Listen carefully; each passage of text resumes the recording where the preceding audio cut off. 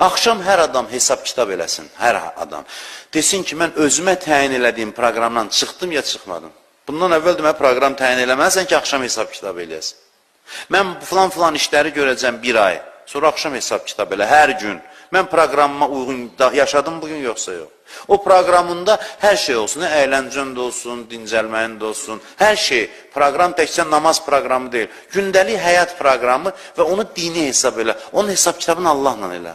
Deyən, mən bir saat gec yatdım, üzr istəyirəm. Bunun üzrünü Allahdan istəyirəm. Allaha aidiyyatı var. Biz elə bilirik, Allaha aid olan ancaq bizim namazlarımızdır. Allah deyir, həyatınızı necə istəyirsiniz, gedin, yaşayın, mənlə namaz söhbət eləyin, oruç söhbət, elə deyil. Həyatın sahibi Allahdır. Həyatın düzgün yaşanmasının hesabatı Allaha verilməlidir.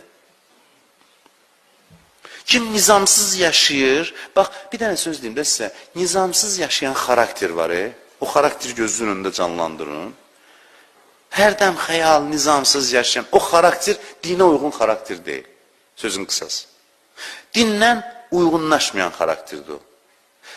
O dini mənimsəyənməyəcək, olsa da forma kimi qalacaq, formal olaraq dindar olacaq. Din bunun həyatına təsir eləməyəcək. Nizamsız insanın dindarlığı təsirsizdir. Yatmağını bilməyən, yeməyini bilməyən, içməyini bilməyən,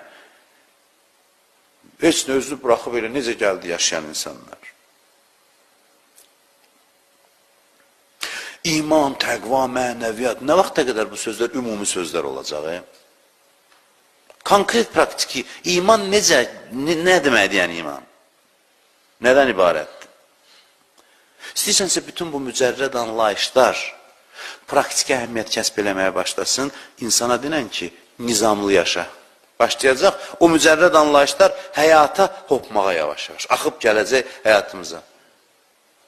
Demək ki, bu dinə nə dəxli o? Yaxşı şeydir nizamlı yaşamaq, amma din mövzu, din danışar qeybətdən, yalandan, filandan, yaxud da Allahdan, Peyğəmbərdən, məaddan, qiyamətdən, bunlardan danışar din. Amma bu sözlər havada qalmasın, neyini? Praktik əhəmiyyətini itirməsin. Onda başlasan, əməli hiss edirsən, ay dindar, bilsən nədən başda? Zahirən bu məfhumlarla əlaqəsi olmayan işdən. Başda nizam-intizamdan yaşamaqdan. Gör, onda bu mücərrəd anlayışlar necə yavaş-yavaş başlayır həyatıva axmağa və başlayır praktiki əhəmiyyət kəsb eləməyə.